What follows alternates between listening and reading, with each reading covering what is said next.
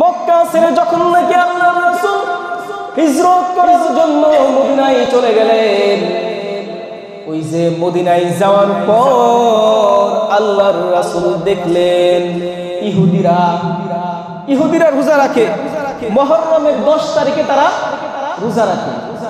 আল্লাহর রাসূল মদিনায় গিয়ে যখন দেখলেন যে মদিনার ইহুদিরা মুহররমের 10 তারিখে রোজা রাখে, একটা রোজা রাখে, তো আল্লাহর রাসূল তাদেরকে ডাক দিলেন যে এটা কি, কিসের রোজা রাখো তোমরা?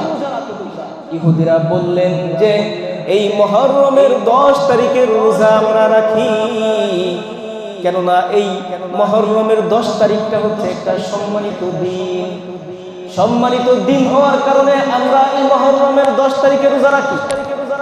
কেননা হযরত মুসা আলাইহিস সালাতু ওয়াস সালামকে যখন ফেরাউন বিভিন্নভাবে নির্যাতন করতে লাগলো, বনি ইসরাইলের যে সমস্ত মুসার অনুসারীরা ছিল তাদের উপর যখন নাকি জুলুম অত্যাচার করলো, ফেরাউন তো অনেক জালিম শাসক ছিল, যিনি নিজেকে খোদা দাবি করেছে।